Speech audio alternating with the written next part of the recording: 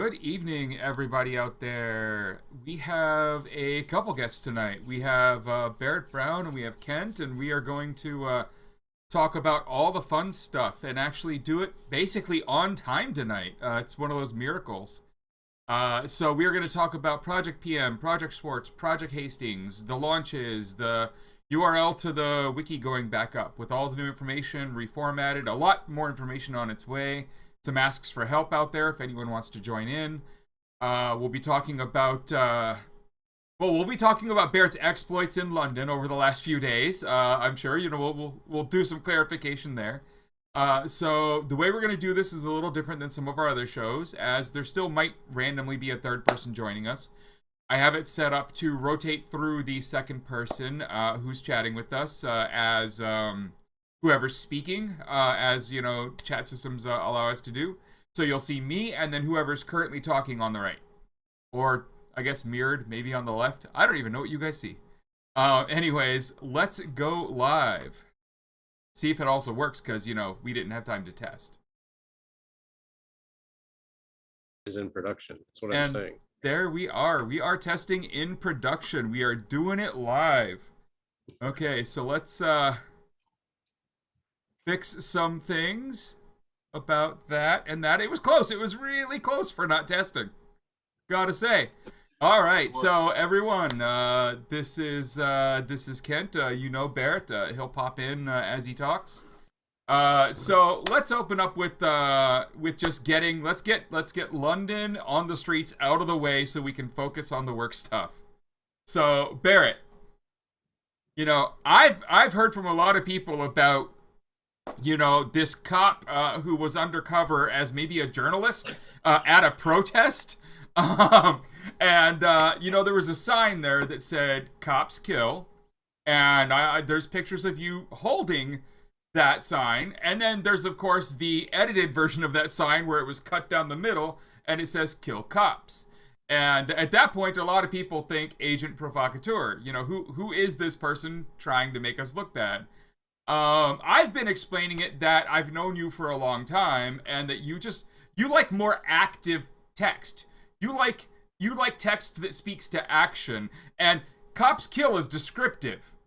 "Kill Cops" is active. And so that's how I've been describing it to people. Right. So thank you very much for the question. So what happened was I went to my first London demonstration yesterday or 2 days ago, and it was a demonstration in opposition to this upcoming bill that the British government believes it can pass, and probably can, given how fucked up Britain is, whereby police would have the authority to decide that a protest might I want to use the wrong terminology. I think they said they might bother people, that a protest might bother people or upset people. Cause serious annoyance. Cause serious annoyance people. So this is a bill they actually want to pass in isn't that the this point? little kingdom. And again, but it's also a really important aspect to announce is that it also criminalizes trespass. So and they define that as 2 or more vehicles in one place, and that is any traffic light. No, it's designed against travelers, and travelers in this country are like the gypsies and so forth. Yeah. Right? The people that are the easiest to attack, and it gains votes because everyone hates them because they hate them because they're bigots. So yeah. That's a massive aspect of the bill, and that obviously affects a lot of other lifestyles, squatting and boating as well. It affects. So it's a massive bill. It's really long, and everything in it is terrible. Pages, yeah. And even just the things that already exist, it makes them worse. It doubles. There's a thing, assault of emergency worker. This used to be assault PC, but they changed it to a sort of emergency worker. So people think, oh, they're talking about people that attack nurses. It's like, well, no, people don't attack nurses. People attack cops for a reason. Anyway, so so they're doubling all of these crimes. It's just a really horrific bill. This is a country in which the Queen owns all the swans. The swans in the UK are literally owned by the Queen. It's one of the first things I learned about getting here. And so on top of that not being enough, they're trying to pass a law that, among these other things it would do, which are all terrible, would again give cops the ability to say a protest should be shut down immediately, and then attack protesters. No, but it's also like you get 10 years in jail for it. Yeah, That's what you they're attack saying. and arrest them. Yes, of course, arrest them. A protest will cause serious annoyance, and then, if you're part of that or the organizer, you get 10 years in jail is what they're going for, which is, it's one of the most majestically absurd things I've ever had the joy to experience, and so that was the protest was about. So I came with some of these local activists, and they had a modular kind of sign. One word was kill, one word was cops. They had me help to hold it up. Started with cops kill, and they switched around to kill cops, which again I wasn't really paying attention to, but I also have no problem with, as I pointed out in this Medium post, because I do believe, as I wrote in the Medium post, I am like everyone else. I'm for violence. I happen not to agree with the policies of violence that most states support, which is killing Arab children without due process, or suppressing domestic dissent, as happened in the U.S. all last year. I believe violence should be directed against those who initiate it, which makes me a wacky, crazy, dissident. So anyway, held those signs up, and then and had a fucking. They do that. Andy the well-known alt-right grifter weirdo fellow who has some ties to our old enemies, Peter Thiel of Palantir, and so forth. Within about 20 minutes of me holding that sign, I started getting memes from people, like text messages, like memes, not just the pictures of me holding a sign, but memes that have been created on top of those already. So things move very quickly at that point. Bottom line is that the Metropolitan Police and so forth started broadcasting pictures of that, and and so forth. Yeah, and then a bunch of the more credulous, less careful members of the UK left decided that I was an agent provocateur, and that so was the young woman who was holding a sign with me, who'd actually written the sign, because she was wearing a cap that said police on it, and they decided that because of that, maybe she was actually a police agent and had actually left her cap on before going to the protest, or something. It's pretty wild over here. You got to be pretty stupid to believe that. Yeah. This is not a country that has produced a great deal of effective, useful political literature since 1945. So I'll say that, with all due respect. So what happened was, a lot of people who are opposed, who believe for some reason that the policies, the tactics that got us to this point here in this country, whereby they're about to create a bill that bans protests effectively, the ones who believe that those strategies should be continued, the strategies of complying with state violence, legitimizing state violence, apology for state violence, and all the while focusing on how do we convince undecideds and so forth to support us, which they never have. Those people decided that there's no way that someone can actually advocate violence against the police who commit violence and get away with rapes, which is one of the other issues going on here in the UK. There was a major police officer with a diplomatic squad who engaged in, it now seems, a number of rapes and murders, and has gotten away with it, and will probably get away with it continually. Those people decided that I must be an agent provocateur, because who could possibly advocate violence against those who initiate violence against the innocent? It's impossible to their. Anyways, and so there's a whole big Twitter drama that came from that and so forth, and a bunch of Jeremy Corbyn's former press secretary was among those who saw these still photos that showed me behind police lines, which was not the case. The police were being surrounded by a bunch of us at some points, and there was some separately. So people don't seem to understand how protests work. And to be fair to them, like if I saw those still shots, I would kind of be like, oh yeah, maybe that is agent saboteur. I hope that I would not run with that theory before looking at the actual footage, which is very easily available. A million people have seen it on Sky News, because I'm in all these little videos of all that. It's very easy to determine that the cops are surrounded. But so there was a number of theories to that effect, and Jeremy Corbyn's former press secretary was among those who tweeted out these screenshots. And I've asked him, I've told him politely as possible, I would be honored if you would maybe retract that, just for fun, if you would, if you don't mind, sir, my liege, etc.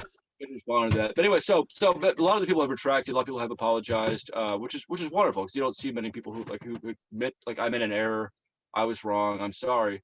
It's happened a couple times the last couple of days. But the bottom line is that I don't know what the bottom line is. I really don't want to make it this country. It's all very confusing to me, and so let's just I guess move on. Well, I would Having like, said that, I am CIA yeah. undercover operative, and I'm sorry, I am, and it's a hobby of mine, and they were right. Out, and it's just I feel like I should be allowed to do that. I think the people in that country should be let know how the U.S.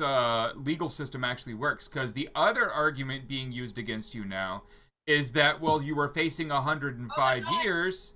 And now you only got 5. Obviously, you squealed. They don't understand that. As it happens, the person who was making that argument, who was already someone who was under suspicion among the local activist community, who I had been asked to investigate 2 weeks ago, as you may have seen. Yeah. Well, so the thing that they don't understand is that that's how the law here works. They throw 50 charges at you. They pile on 100 years because they want you to plead to one charge. And the second you're willing to just take your prison time, they drop all the others. It isn't about like making that kind of a deal. It's the way they get you fucked. It's the reason we've lost Aaron Swartz. It's a tactic. And for them not to understand that after this many years and this many problems and this many events that have led, to our understanding, like very deeply about the systematic use of overcharging. It's kind of crazy to me. I realize they're in a different country, but like that's something that's been pretty public. Well, right, and also, Gregg, of having revokes my rights to grand jury, which is not a thing. Yeah, to grand jury. And again, the person in question, that person was the last guy holding out on this. He apologized in an email 2 hours ago after someone and I know reached out to him and encouraged him to do so. And so that has been rectified, I think. In his defense of that guy who was making this claim, and also claimed that all U.S. felons should be suspected as potential snitches because they are felons, which is a novel argument.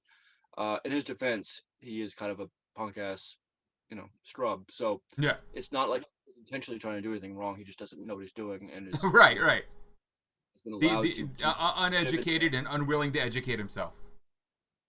Well, it is what it is. But yeah, Indeed. it's all worked out. So it's all worked out. There we go. So hi Kent, how's it going? Well, it's fine. Actually, I wanted to say something though real quick, because Yeah. this thing in the UK is not really unique, right? Like Kentucky's got this bill that would, let's see, I'm just looking it up here. It would make it a crime for people who accosts, insults, taunts, or challenges a law enforcement officer with offensive or derisive words. Challenges, I like that. That's a good addition. That's broad enough language that they could say you looked at me funny. Right, and the thing is, it's evident to me that they're shutting down public discourse. And like the thing about this that's crazy is that I'm a former military guy, but I have to be honest, I can't say that I'm excited about local law enforcement departments, arming themselves with military equipment, and now they're adopting software that was created and deployed and seasoned in the theater of war for identifying and disrupting insurgencies. Because the way that plays out in local law enforcement is they get to just apply that whatever policy happens to fit for their own little fief, right? And so suddenly, and it's one thing to be in your suburban home and say, well, but those guys are anarchists, god damn it, and we don't want that sort of thing. But it doesn't take long before maybe you might end up on the ass end of that. And now you're facing cops with army guns who are using software that was used by intelligence agencies to destroy insurgencies. And suddenly you're the bad guy, right? And it's a slippery slope on this. So it's not unique to the UK. We're seeing it here as well, which is kind of why we're doing these projects. It's not a little segue for you, Gregg. Ta-da. Indeed. Boom, what a segue. I want to just interject you just for later on. Obviously, Project Swartz concerns the documentation, identification, and presentation of information about law enforcement collaborators who target activists, as well as law enforcement agents. And I just had to have a conversation here with somebody who's from London and has been has looked at this issue quite a bit and has told me a lot about it. And I may, if he chooses to, I may have him kind of provide some insight into this, how it is in the UK, because it's very interesting what I've learned here, and I've learned very little. The main thing I've learned is that the UK has a very exotic approach to these things, the way they use cops and intelligence to infiltrate activism. It's something that actually scares me, even though obviously this is something I've been, heavily involved in the U.S., which is not a utopian country in many respects. I would argue, like it really, the UK really provides a model, a potential model, one of the most possible negative outcomes of the West in terms of how they approach these things and how they're received, how they're accepted, and how they're gotten away with. And so, at some point, if this fellow here wants to do so, I might have him talk a little bit about that. But in the meantime, go ahead. Well, I mean, so that's, that explains to me why, almost every good dystopian future film is set in London, right? I mean, like they're actually just telling the truth. Children of Men is the best. Children of Men is the absolute best. Yeah, it's really good. I'm trying to think of what the others would do. I don't know. I don't want to give up all the credit to London on those films at this point. But yeah, Children of Men is the absolute fucking standard. We have achieved almost full dystopia. Yeah, it's an amazing film. And if anyone out there hasn't seen Children of Men, you should. So we're here tonight, once we're past all the fun stuff from the last couple days, to talk about the projects, about the fact that these projects might have a URL at this point. People can visit, start joining in. There are channels on various IRCs, so let's get into it. What is the announcement tonight? Kent, you want to do the honors? Yeah, thank you for that, Barrett. We have officially launched Project PM, relaunched Project PM. And by that, I mean, there is a public-facing website. It's projectpm.wiki, and it's populated with content that we were able to restore from archive and from various disks. Because as Gregg had shared on last week's show, when Barrett was incarcerated, the feds went on a manhunt to try to shut that stuff down. And so what I like within the indigenous community is this idea of people being keepers of the fire. And there were various of those who actually held on to that, and they put their lives and their livelihoods at risk, and they held that. And it's been a decade. And so we've reassembled that, spent several months really sort of as a seething, slow burn, bringing people forward. The data's been cleaned up. We've also spent a lot of time working on the operations around a reboot of Project PM based on what we've learned, because what we learned is that the institution does not bear the hot light of scrutiny. They don't like that at all. And so this time around, we have to assume that we can expect that type of disruption. And in that light, we put a lot more work into operational continuity. So there is the public-facing wiki that includes the content from Project PM. It's again, projectpm.wiki. But there's been the additional launch of 2 additional projects, which Barrett, I think, will have an opportunity to describe the scope of in a moment. I kind of wanted to just go through the operations of it.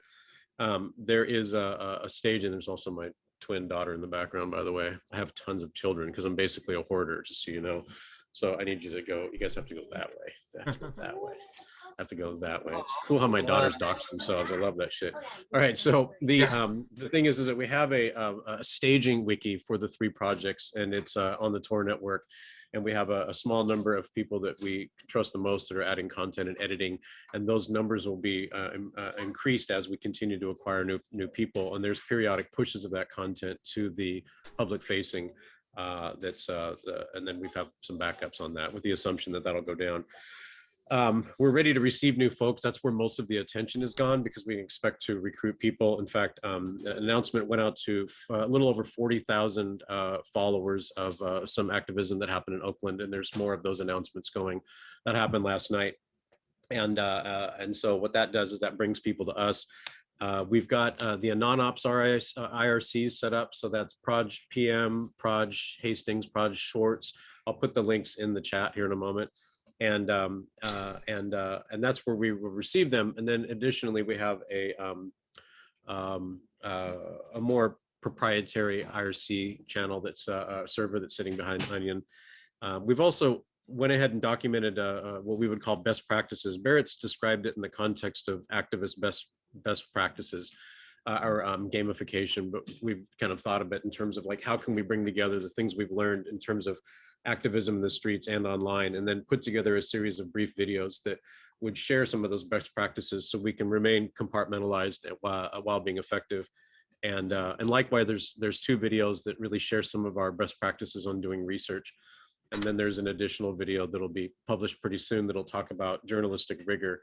Whereas we follow a certain process to ensure that we're not perpetuating a lie, and we submit it to peer review. There is staging server. I'm just going through my list. We've got, the Facebook presence. I'll put the links in the chat here in a moment, by the way. And those for the 3 projects: Project Swartz, Project PM, Project Hastings. We've got the Twitter presence, and that's like your whole top to down right there. That's where we are. So there's going to be some links. It's going to link to Twitter, Facebook. You're going to tell people what channels are on AnonOps to get into the 3 projects. You're going to link them to Project PM Wiki that's now finally back up after all these years. And you're going to start inviting people into the process. Yeah. And then kind of the hidden story on that is how many people have come out of the woodwork to really invest in the operational aspects of that. As we acquire new waves of people, of course, you have your own waves of provocateurs and whisper campaigns and paranoia, and you guys know the game. Jesus, it's the same old BS. And so we just have to, lather, rinse, repeat, and then we just sort of work it through. And there are, Barrett's done a pretty decent job of firing up several subsequent sort of adjacent activities around how we can continue to distill the best practices so we can maintain operational continuity in the context of disruption. Because again, a lot of what we're talking about is we have a right to discourse, public discourse. And what we are facing is there seems to be a massive public appetite to shut that down with the use of military power, which strikes me as bizarre, right? And it seems like a decent opportunity for Barrett to talk about the scope of the 3 projects, because, for people who don't know about PM, that would be a good one. Project Swartz and Project Hastings. I'm just going to pass the baton to Barrett. Yep. Well, thank you. And just for those watching, just Kent here has starting last year has been instrumental to making this stuff happen, along with a couple other people, and it's obviously really appreciated.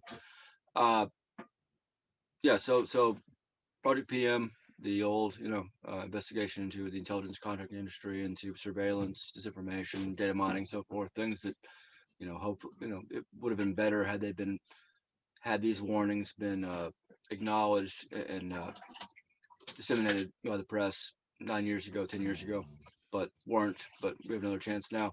That is back up and running for the first time since I was arrested. Accompanying that is 2 other projects: Project Swartz, which is as Kent noted, is a project to document, identify, and present information on law enforcement intelligence collaborators. We have a huge amount of information from the last 10 years on many of those. Some of them aren't active anymore, but a lot of it's very educational just to look at. We have lots of correspondence between FBI agents and FBI informants and collaborators. We just have a great deal of material that, unfortunately, like a lot of activists who encounter these things, doesn't have anywhere to go. If you're lucky or whatever, you can maybe find a reporter who can run with it. They'll be like, oh, I recognize this is an important story. Let me write a thing on these FBI agents and so forth who have gone after activists. That's hard to do. And so aside from being able to document what we have, one of our aspirations here is to make this a repository whereby activists, like a lot of the Black activist groups in the U.S., for instance, they get approached constantly. Will be able to come to us, present, the card the FBI agent left on his door or whatever, and that can be added to a repository that's constantly evolving. And that same person can also learn about, what this stuff entails, what their tactics are, and so forth. That doesn't exist right now. That's a huge problem. That's one of the projects, and that wiki is being launched, and then the IRC is being launched. We're very, anyone who has tips to provide or wants to be involved or help, they can do so with these links that GreggHoush will post here. The other of these projects is Project Hastings, named for Michael Hastings, who died in 2013 under circumstances that are unusual. And that is for this is a big thing. That this is, I think, to me, the most important, because the press, the media, it is the channel by which all these things happen or don't happen. And a lot of the malfeasance, whether it be due to laziness, careerism, structural inefficiencies, And in some cases, one of the things I've learned, I was kind of naive 10 years ago. In some cases, active collaboration between the FBI or State Department and so forth, in the U.S. and then, equivalent elsewhere. The malfeasance that occurs in the press, we are, with Project Hastings, intent on being able to document that as well, same way we did with Project PM and these other projects, not in a vague way that lends itself to being ignored, like not in a way where we are ideologically policing the press and saying you should have covered this, should have covered that, why are you going after this Democrat when this Republican did that? That kind of thing's been done. What we're trying to do with this is create a very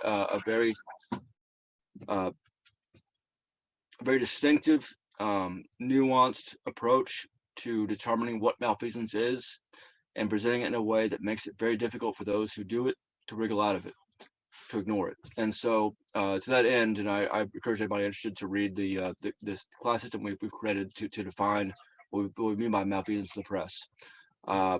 This is decent though. I mean, because I can share some, and I'm actually impressed. I like to remind people that I spent a decade manufacturing, and if you can't measure things, you can't improve it. So Barrett's gone ahead and defined 4 classes of malfeasance. Like class A is where a single publication has published 2 different versions of the truth that are mutually exclusive.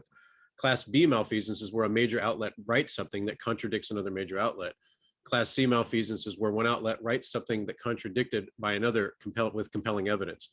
And Class D was where a reporter has written something that is, 1, they're not willing to correct, and 2, where they're not willing to defend the absence of a correction, which is like, really, that's Andy thing over and over again. It's where he reveals his actual motives, right? So what I like about that is that unlike a lot of other people, this is within this framework, we can improve it, we can hold them to that standard, we could literally put together a scorecard, which I appreciate. I'm just had to call it out because it is worth something. Anything or seeking to serve as a watchdog for anything is to establish credibility, and the way that that's done, as we're doing here, is to set up a system whereby, again, if you have an explanation, you can provide it. And one of the protocols of this is that any journalist or outlet that we approach and say, hey, this does not seem to jive with this, they can provide a response. We'll publish it on the page if they provide one. Aside from that, this system whereby, either the New York Times, trying to get some distinct examples of what this means. So class A malfeasance in this case is a single journalist, single reporter has written 2 different accounts of the same thing that contradict themselves. That doesn't sound to a lot of people like something it might happen a lot. It does. Great examples are Adrian Shin of New York Times, New Yorker, Gawker, New York Magazine, much else, who is unusual in so much that he is a known FBI collaborator. Joseph Min of Financial Times, Reuters. These are people who have written distinctly contradictory accounts of things that often involve companies, outlets, outfits that they have. At the same time, we are lucky to be able to document that they have collaborated with behind the scenes, sometimes for money. Joseph Min, for instance, had a book deal promotion thing with HB Gary, the firm that I went to prison over. About a year before, he wrote articles in which he misrepresented what H.P. Gary had been caught doing, and so forth. So, Class B malfeasance, which is less, which is probably more common, is the same outlet, and this is oftentimes accidental. I should emphasize this. Well, we're not mostly looking for people who are collaborating with, companies, corporations, intelligence firms, on purpose. We're generally looking for people who are just lazy, who are not doing due diligence, and who are either having an impact on the public discourse and awareness, or who aren't, depending on how one perceives journalism, and forcing them to confront that question. So Class B malfeasance would be the same outlet writing the same kind of events, the same incident, writing it up in 2 different distinctly contradictory ways, which is a great thing to be able to pin onto an outlet, because it's very hard to wriggle out of that. It's very hard to be able to say, well, for some reason, it's okay that the New York Times has one version of what Palantir did in 2011 in an article that appeared then, and a entirely different version that appeared in 2013, and then another version in 2017 that leaves out those things. That's hard to wriggle out of. And that's important because the breaking out of things, like the ability to say, well, it's hard to say, or it's all hodgepodge, or that is the main de facto weapon of parties that do not take their role in society seriously. The ability to say, this is all complicated, let's not look at it. And so Class C malfeasance, just to finish up here, is when a outlet writes an account of events that contradicts an account of events documented by one of the other institutions or sources that they have elsewhere deemed credible. So, for instance, the New York Times says in an article, this thing clearly happened, whereas an NGO or nonprofit or government official that they previously quoted as credible says the opposite. That needs to be explained. That doesn't mean, in any of these cases necessarily that anyone has intentionally done anything wrong. It doesn't mean that the outlet is wrong if they contradict, like a report put out by the Pentagon, which they've cited before as credible, or by ACLU, they've cited before as credible. It just means that there needs to be an explanation of why this thing that was credible, that contradicts their work, is no longer credible in this case. That's the best I can explain it while drunk. But we do have a written version of this to a bit more. And so the takeaway here is that we are not policing ideology. We're not policing what a writer should be writing about. We are simply saying that if you are a person who works in media, gets paid for it, and has a major impact on how things work in the most powerful imperial republic in the history of mankind, at a time in which the stakes are very high, we expect you to have a consistent output that can be explained very easily if we ask you about it. And if you don't have that, we will document it in a way that such that anyone who Googles your name or looks you up on Tinder or anything else the rest of your life, they will find these accounts. And you will have a chance, which we want to give you, to explain these discrepancies, if you can. Because, we're not in the business of smearing people. We don't need to do that. We are in the business of trying to find the people who are actually unable to give a proper account of their actions in the context of public discourse at this time. And we have to be very good at these things. So that's kind of our ethos for Project Hastings. So those three projects are under the umbrella of Murat, we're calling it, which is kind of the effort to revive Project PM and set up these new other crowdsourced research projects. These will all serve, aside from the fundamental issues that they are addressing, they will serve as templates and perhaps kind of training grounds for pursuance, the process democracy, framework we're been building towards for years and years. And so obviously, if I didn't think this was a essential thing, I can assure anybody who knows me knows that I would not be spending time on managerial stuff that I despise. I would be playing video games and or causing havoc. This is a very important initiative. It's so important that I've wrote myself into having to do it. That's the best I can put it in terms of why those who might be interested, might should perhaps consider looking more into it if they have the time and wherewithal to do so. Okay, so I'm putting all of the links into the chat here for everybody to all projects. Now, I would say there are a few questions in the chat there. So the first question is, why is it called Murat? Your meetings that you're having.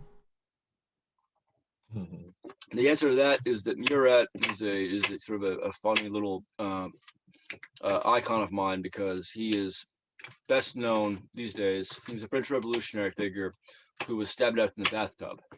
And as some people who know, who have watched me for a while, I'm fond of baths. Once did a live stream from the bath in 2011 during the Zetas incident, when outlets were asking whether or not I might be killed by the Zeta drug cartel in retaliation for the anonymous op cartel operation. I like taking baths, and I think the fact that Murat was stabbed to death in the bathtub in a famous painting, I think it's kind of funny, that's how I want to. If I do die someday, which I doubt, I want to be stabbed to death in the bathtub like Murat. Anyway, so I just called that for that reason. That makes sense. All right. The next one is from. I don't know if it does make sense, but I mean that's the best. That's my answer. It's the honest answer, so that's what matters, right? So Rod Weber in the chat says, you've listed off these various classes of malfeasance for the media. He said, how about Class E, where Andy, or someone like him, referring to Andy No, simply steals an entire video and publishes it as his own, repurposing it for their own agenda. And then Andy conveniently or constantly screws up the chain of evidence by representing the work as his own to paint Antifa and BLM as evil. What about a class for that? That is something. So, in this context of Project Hastings, that would not be something we would deal with. In the wider context of Andy No, people like him, he is a fascist, and so like he should be, both my grandfathers, unlike me, were allowed to drop bombs on people back in the day, back in the 40s, like on fascists. I can't do that, apparently. I mean, yeah. We've been told not to. I can't oppose it. So I'm just saying that, like, that's a different. He's not a journalist. He is a person who is funded by Palantir and Peter Thiel, and who had a kill list on journalists. And for some reason, he has more money and access to press in the U.S. than I do, and that is a separate problem that can be solved, I think, through violence. So that's my answer to that. Fair enough. All right, so I wanna add to all the other fun stuff. Or so, milkshake. You throw milkshakes at the guy. Because apparently that makes him really upset. He cries about it for fucking years and years. So yeah. So anyways, so on the projects though, well, where we are right now with the projects are everyone should join up to the various groups, whether you want to hit them up on Twitter, on Facebook, or anything. But if you want to actually take part and start getting these projects off the ground and helping Kent with operations, or anyone with promotions, or people with research, there's teams of people behind this now. The IRCs are linked in the chat. I've linked all that, how to get to them. You can get to them over Tor if you need to. They are on a non-ops. If you want to talk to people in other ways, past a non-ops, once you get to know people, there is another IRC. If you want to join in on the wiki, it's a wiki. Get in, talk to people, get access, all that fun stuff. But the end goal here is some support is needed to start documenting all this stuff and filling out more of these articles. I know some of the articles are some of the stuff on the wiki are from all the way back in 2011, 2010, way back, right? So I'm sure some of them need some updates, need some more editing, all that fun stuff. In several cases have been intentionally barred from the internet, like Google back in 2011, as Quinn Norton before she testified at my trial or my sentencing hearing, she pointed out, Google had removed the search results for Project PM, Echelon 2, all that stuff. They are articles that are not just informative articles. They're not just like a great resource. They are something that have been actively kept from the public, to the extent that certain parties in the Pentagon and elsewhere have felt comfortable in doing so. And now they are, for the first time in years, back up, accessible on a long-term basis, and they will remain up, forever after. So that's a huge deal as well. And again, I thank Kent and a couple of guys, I want to name them right here, because I don't want to be named, but who have worked on this for several months to get these articles up. It's a huge deal because these articles and the emails that they're drawn from, the documents are drawn from, were obtained at great risk and great cost by a lot of people, and they were used by the press to a great extent the first few months of 2011. Lots of hundreds of articles about the intelligence contracting industry, about the NSA, and so forth. We're all linked to from the original original non-ops kind of like search archive. That went down for years and years. That made it impossible, or at least impractical, for the average journalist, or even above average journalist, to report on these massive issues that they have since acknowledged since 2016 as being important. Palantir, sock puppet, mass sock puppet accounts run by the Pentagon, and so forth.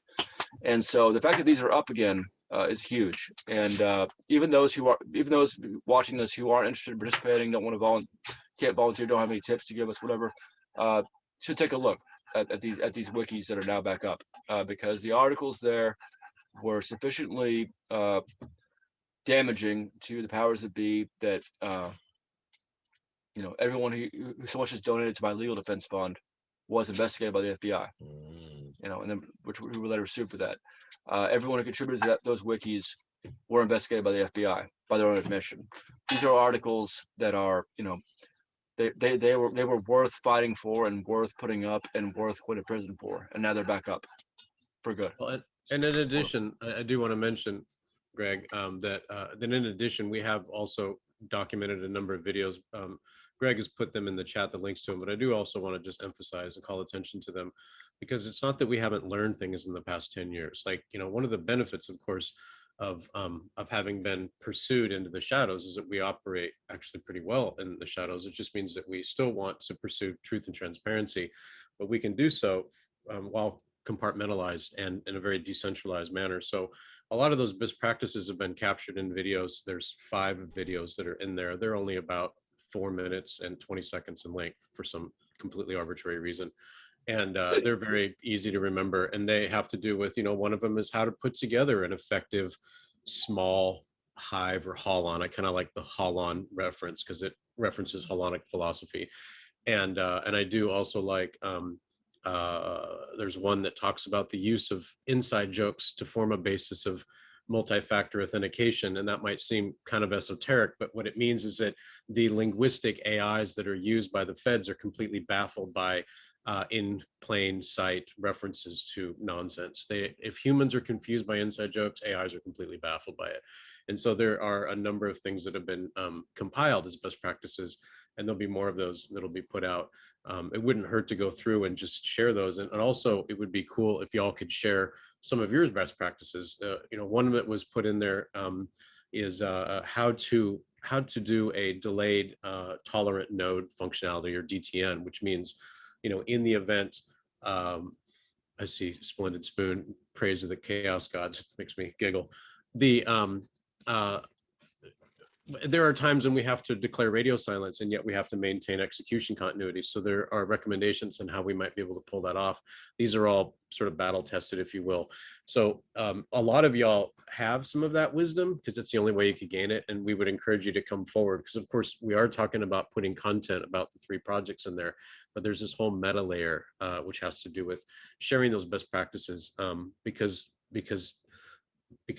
our respective governments are adopting those military tactics in our own communities. They're criminalizing what we used to consider our entitled right to participate in public discourse, and those of us that raise a stink about it are suddenly criminals, which is bizarre if you think about it. I mean, including myself, who had sworn to protect the Constitution, and here we are. Suddenly, I'm a bad guy. Who knew? So, anyway, I do appreciate the opportunity to share about this, but I really appreciate the opportunity to work with people who have such substantial experience in the field. So I would like anyone who yeah, actually intrigued by what Ken just said about, among other things, about the use of inside jokes as factor authentication. He's running the Swartz Twitter account, and he's posting a lot of videos and other materials about these things. Kent and I work with a lot of people who are dissident, ex-intel, ex-military figures. Obviously a lot of the big leakers have been. He is one of the more Renaissance men. I mean, he's a wild guy, and so some of the things that he expounds upon, even to me, are pretty wild and vastly fascinating. So anybody who really wants to get into kind of the future of how these things are going to go down, the doctrines that have come out of the activist community and the enemy, wants to learn about those things, follow that fucking Project Swartz account, because it's fascinating. Even if you're not interested in getting involved, it's worth reading. And that should be clear from what he just said. So I'd like to add something to this that I think Barrett will remember well. One of the questions that you'll see, and one of the ones I've gotten in private a couple times now, is the efficacy of this. Like, there's effort being put into these projects, and what really comes from it. And I got to tell you, the efficacy of this specifically was proven very early on. Project Swartz Project PM in its first month led to press releases by Palantir and by Peter Thiel, in its second month, had press releases by the Air Force and the DOJ related to things that Project PM had put up, linking to stuff that Project PM had said. It does not take long for a community like this doing this specific work to start to scare the people in power. So you know, it's funny what they will do, stumbling on themselves too when you reveal information. My favorite one of all, which you might remember this way too, Barrett, was when the contract for the request for bids that the Air Force had put out to all of the military industrial complex kind of contractors, asking for software and hardware to manage profiles. They wanted a system in which they could have 500 Air Force people managing 500,000 fake accounts, sock puppets online. And in the end, Booz Allen Hamilton actually won that contract. Now, two things. One, Booz Allen Hamilton swore afterward that they didn't actually do it. That yes, they won the contract, but everything stopped right there. I just don't know, you know. But the thing that was interesting to us is that this contract was, one, hard to find. The request was really hard to find and then understand. Once you were able to break it all down with all their codes and the numerical numbers that meant, you know, what things were classified and everything, you started to see, you know, the scariness of this thing. There wasn't enough information on our side to just outright say 100% this happened and we know it's true and we can prove it to you.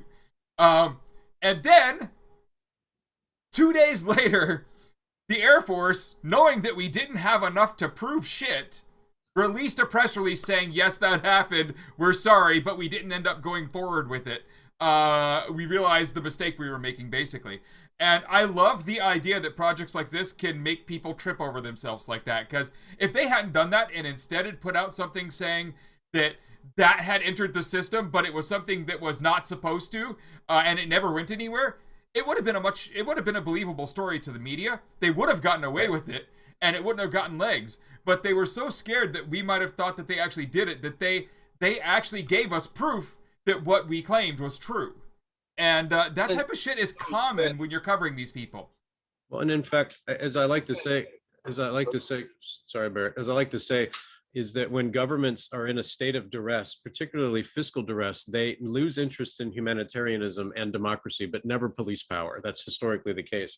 And what that's created is an interesting dynamic, whereas it's 10 years after y'all were basically running and hiding from the feds, and there's a surprising diversity of people who have decided to put their livelihoods on the line because they consider what you're all doing to be the good guys.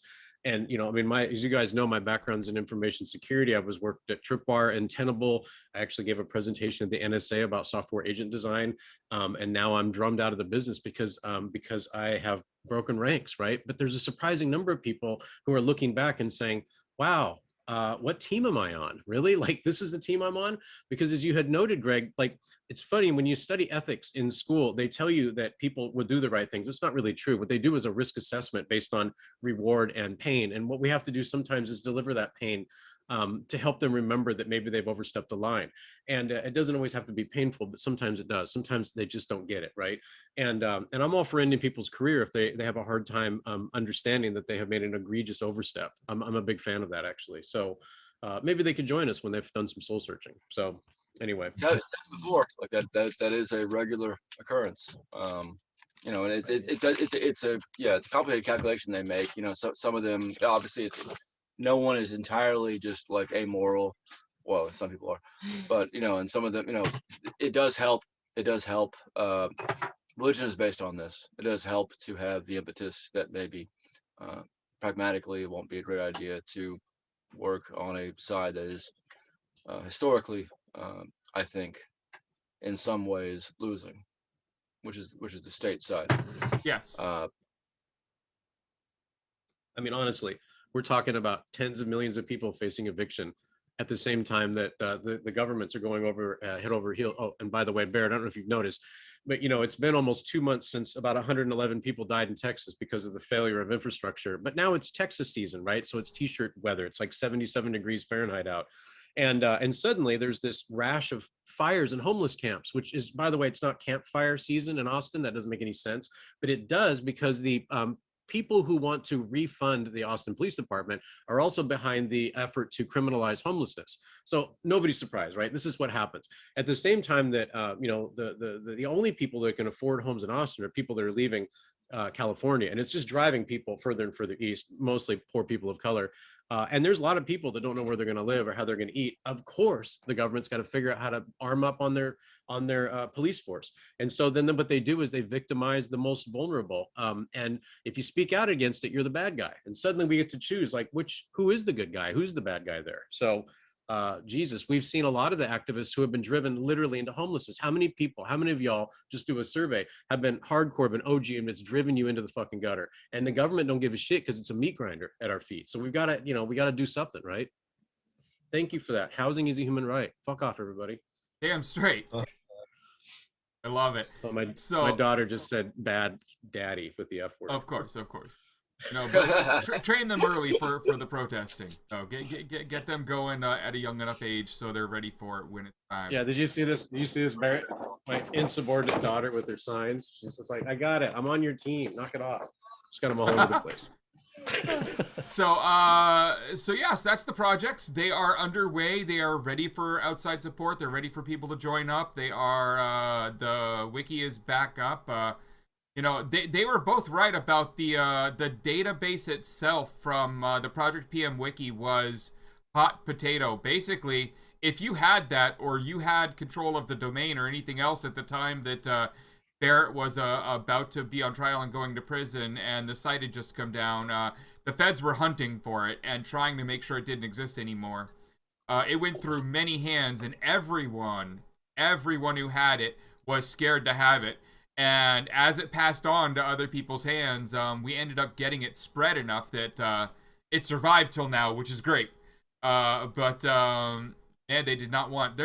I don't know. I know all the data there is stuff that pisses them off, but I just have to assume that there's like a sentence on there somewhere that they really don't want out there. You know what I mean? Like there's that one piece, and I would love to know which exact, like, this is the one that's got someone mad enough to keep doing this. I would love it. But if anyone reads through it and finds the one and thinks that's it, by all means, let me know.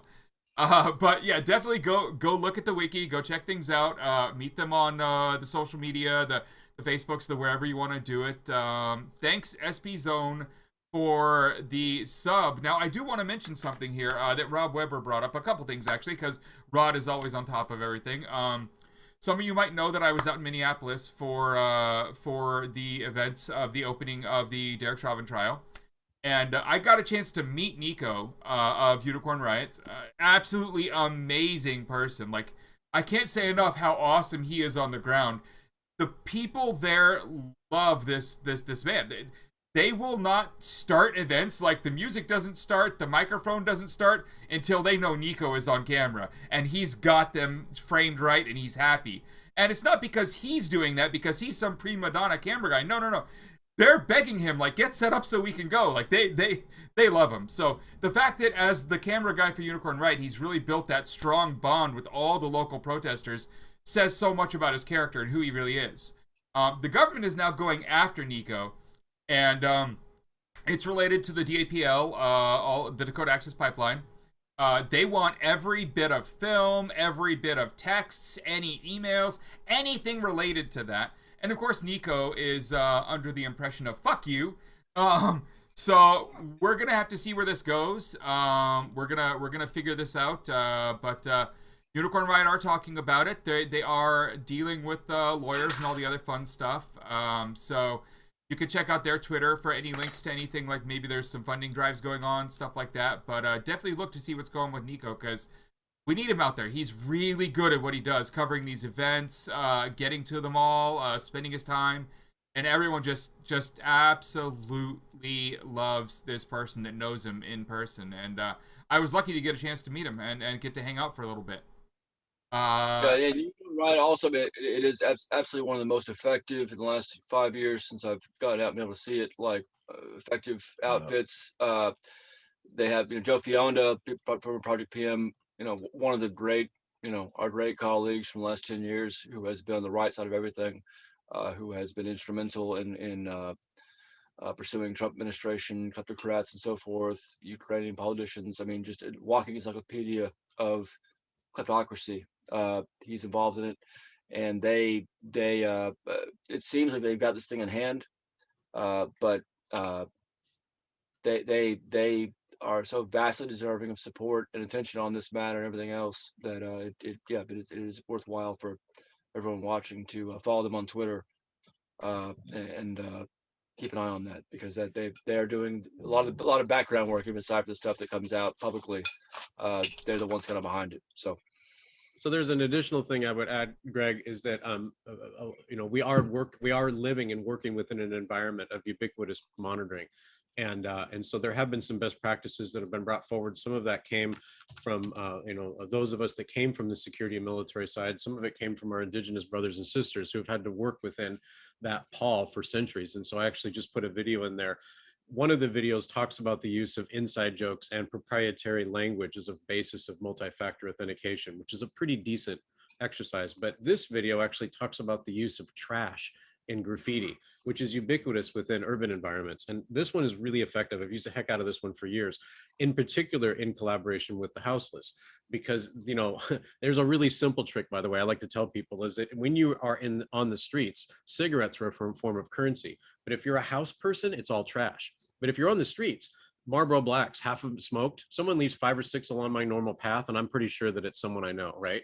And so these are the sorts of things that the houseless know. They pay attention to that which is sitting below the threshold. There's a lot you can do with that.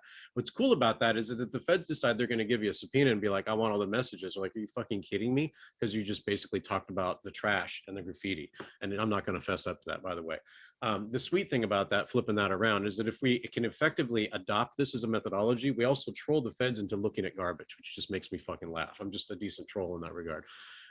Do want to mention, though, you get involved with the houseless, that will get the attention of law enforcement. And I've actually had APD on my door, birds chirping, beautiful day, just like Army men with their Army guns, asking me if I'm okay. But they actually have a manila folder of things that I'd posted on Facebook. They asked me if I'm a level 4 version of Antifa, which made me laugh because I did say that. But I also said I was a level 4. I said, actually, I made it up, Barrett. I'm sorry. I also said I was a level 4 empath. I told them that, and they didn't think that shit was funny at all. So, I mean, the thing is just go with it. There are assets within your communities, and we usually overlook them, and they're sitting out there in the street. So, sorry. It's just make it up. Level 4, level 6, it doesn't matter. Congratulations, you're a level 6. So nice. So another thing to talk about before, we've already reached our hour for the night. But another thing that needs to be brought up, especially thanks to Rod Weber in the chat there, is Steve Martinez. He is a water protector from also the DAPL pipeline stuff. And he is currently being held for not responding to a grand jury. And this is, of course, absolutely deplorable. So the family has, and I'm going to put this in the chat here, a GoFundMe up. If anyone can give $1, $5, $10, whatever, just if you have it to spare, that's how you support what's going on with Steve right now. Very important. Anyone that they still have in jail over the DAPL stuff needs the support. They can't be forgotten. A lot of times in our communities, the new hotness shows up, right? There's always another thing to be outraged at, and we start getting outraged at that. And a lot of the younger people in our movements don't realize that there's still someone from the last series of protests sitting in jail who won't talk to a jury, so they still need support. And so it's still important to go out there and do what you can. From that, you'll get a lot more information if you follow that link I just pasted into chat about, what's actually going on there. And any other ways you might be able to support them. You'll be able to find them on social media too, the people related to this. So definitely go check that one out. Barrett and Kent, anything else you guys want to say before we're done for the night? And anything that chat wants us to ask before we finish up for the night? I just put a link to the Pastebin about how to connect to us. That's the only additional thing I'd have. Oh, and that Pastebin also has a link to a lot of research tools. That's the other thing that's evolved, thank goodness, because we actually do some pretty decent research. Up to you, Barrett. Yeah, that's basically it. look at the links. We have IRC outlets. We have Tor-based IRCs that are kind of a little bit tricky to get into sometimes. We also have non-Tor-based IRC channels now, thanks to Ken, on the non-op server, and I think we'll have one on Freenode as well pretty soon, on nonops.irc. Very easy to find if you're not technical. Those are all several satellite channels whereby anyone can provide tips, learn more about how we do these things, get involved, whatever. And the at Proj PM, Proj PM, that's my Twitter account. The one that Ken here is running is Proj Swartz, Swartz. If you follow those, you'll be able to kind of keep up on what the venues are and what we're doing and how to proceed. Pursuance itself, the nonprofit we set up a couple of years ago, that is still proceeding, and so we hope to have at some point, partly as a result of these projects, a wholesale universal framework for mass civic collaboration for the open society, that anyone who is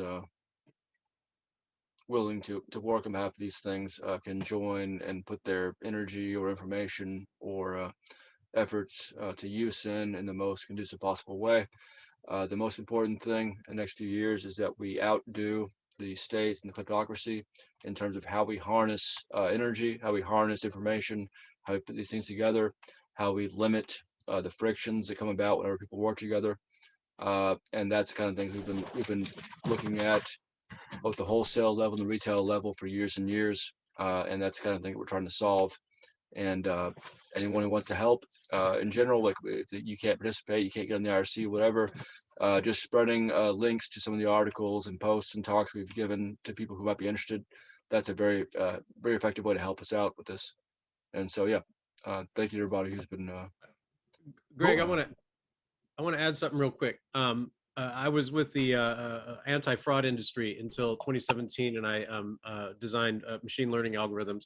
And I was asked to speak at the ICS West convention in Las Vegas, which is all about physical security. And the topic was, how might the predictive analytics of the anti-fraud industry be adopted within access security systems? And what they really wanted to know was, within outdoor malls, are we going to be able to verify and what's the word that they use in business? They want to be able to qualify good customers, and then they want to be able to drive away the bad customers using private security. So what we see is that our public spaces end up becoming basically a mall. And I have this conviction that, you know, what we have is an economic apartheid. And when you add police force, it's de facto fascism. It's that only good customers are allowed to be here and everybody else gets dropped in the meat grinder. And so what it was is that, how can we use predictive analytics to basically bounce off a mobile device, collect a bunch of indicators, and then do some analyses about what constitutes a good customer. And I want to put this in even a finer point. If you're freaked out about Palantir, this is something that's worth looking at. There's a company called Iovation. They're actually owned by TransUnion. That's who I work for. There's several other companies like that. What they maintain, because they're not held to GDPR, they maintain what's called a third-party consortium.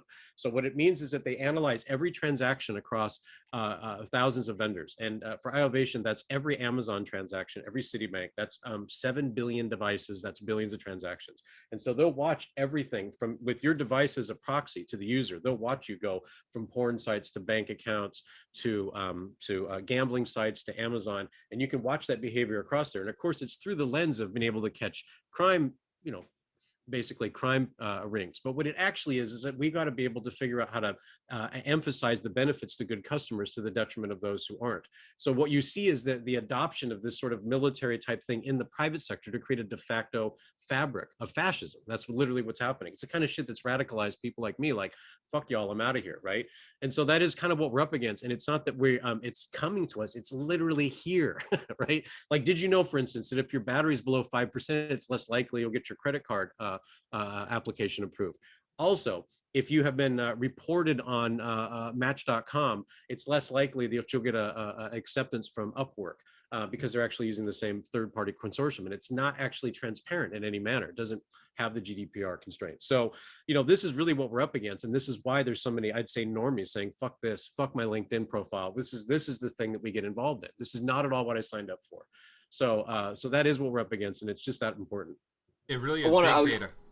Having said that, I know we're 5 minutes over an hour. I just want to say one thing to add upon what he's saying, because that's a great. I mean, what he's just presented is one of many great examples of something more important than all of this, which is that, and it relates to this whole thing in London with the protests and the different kinds of rhetoric that's used. My question to those, and not a question I want an answer to, but something I would like people to think about is, at what point does one decide that the protocols whereby we try to appeal to centrists or moderates, or try to appeal to undecideds, or try to play the PR game rather than applying our principles and speaking them out loud? At what point do you go to war? I know it wasn't 20 years ago, or 30 years ago, when the U.S. and UK both decided to begin what amounted to a genocide against millions of Arabs for reasons that have never been made clear to us. I know it wasn't that. I know that was not enough for the centrists to decide civil disobedience would be acceptable now. I know that. I know that there's nothing the police of the U.S. can do. Driving over journalists, shooting them with fucking pellet rounds, killing people of color over and over again and getting away with it. I know that was not the point that a lot of people would accept as a time to just decide that we don't need to be appealing to the views of those who don't think this is wrong. I know that. I suspect that there's no point at which states and consortiums and kleptocrats and entities can engage in just things that would have been unimaginable 100 years ago in terms of the impact upon human lives. There's no point at which they will say, okay, you're right. Now let's stop let's stop worrying about what people who don't give a shit think. Let's go to war against the same things that we've gone to war against in World War II and so forth. I know that point does not exist. And that's why those who object to the rhetoric that we sometimes use, or the tactics that we engage in at our own, at great cost to ourselves, that's why I would just simply say to those who have objected to that, perhaps unless you know what the threshold is, at which point you will decide that there is such a thing as evil, such a thing as wrong and right. Unless you have that kind of worked out, you should leave the conversation to others and let us do our job. And what Ken's talking about here, that I hope because that applies to everybody, even yuppies, even careerists. I hope that maybe makes them think about what their stakes are, minor as they might be, limited as they might be, and try to think about what it means that your credit score and your ability to live a convenient life is being interfered with by these protocols, these practices, this environment we live in. Try to think about that in terms in relation to what it is that our countries have subjected people to for the last for generations, and why that might all amount to a morally proper emphasis on fighting those things that cause this violence to occur. So the next time someone objects to me holding a sign that says, kill cops, I'll be happy to engage with them on that issue. Yeah, you've never been one to back down. Well, I mean, yeah, but aside from that, but the point is that shouldn't be like an unusual thing. That shouldn't be like a thing I get commended for. Absolutely. This used to be like, even in our grandfather's age, it was a pretty common thing to risk one's own convenience for causes, and the fact that that's no longer a usual thing is, I think, probably the real issue faced by our society right now. The fact that it's unusual to complacency object. has set in, no matter what it looks like. Probably be significantly scarier for people to recognize that there are a large variety of people who believe that the system has gone completely pear-shaped in favor of the extreme rich, and they happen to span what people call the political spectrum. And the fact that you've got people like me doing this, I've never been arrested. I've been actually a star soldier and a star employee, and there's people from my circles that are into what we're doing because they feel like maybe we're on the right side. I would say that that's significantly more scary than Barrett holding a sign in the UK. Although it does make me laugh that for some reason, I just like to imagine a lot of feds spitting their coffee saying, how the fuck did he get there? That part cracks me up. Yeah, everyone like, wait, what's he doing there, and who let him in? They're incompetent, and they let me in. The Tory Tories, incompetence. without resource, without money, without taxation. They had the fascism part right. They don't realize that fascism costs money, and they keep cutting taxes. Yeah, efficient. They're worse than Mussolini, like in terms of competence. That's fucking sick. Anyway, that's how the trains never ran on time. So here we are. Someone in the chat asked about my foot, which I don't know if you know or anything, Barrett, but the last couple days I've been dealing with some health issues. You might have also seen me yawn a couple times during the show. I am still feeling the results of the after effects of getting sick during this pandemic. So I'm still having a lot of those problems, which you can tell visibly. I'm not yawning because of Barrett. I freaking love Barrett. I would never yawn at Barrett. I'm yawning because I don't have a choice. But on to the foot. Now, people were scared that I might have a blood clot, which was obvious because it was only 1 foot and it was swelling up a lot. And if the blood clot eases, that might reach your brain. You might die, right? No. So anyways, my foot is looking great.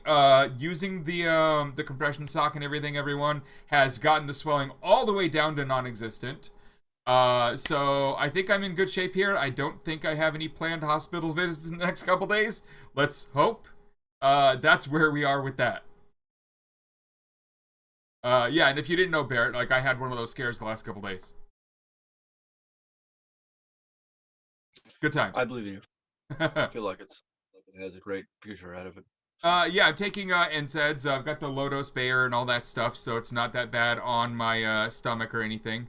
But yeah, the foot's the swelling's all the way down to, everything's a normal size again. I'm just keeping it up elevated. I'm taking the NSAIDs, all that fun stuff. So, yeah, I feel like I'm in much better shape at this point. Anyways, that was a great show for everyone out there watching. I really hope some of you actually join up and get in to the chats for this. They're not asking anyone to show up and do 12-hour days. Like, these aren't doctor's hours. These aren't shifts. It's show up and do what you can. It's an effort to collaboratively gather this data and act upon it. And it doesn't mean if you can only spend 15 minutes or an hour or 2 hours that you're not useful here. Any time you can give is useful. So show up and join in. All right. All right, everyone, links are in the chat. Links are showing up on the video on the bottom, and on YouTube, you'll see the links in the description. Good night, everyone. Good night, Barrett. Good night, Kent. Adios. Cheers. Thank you.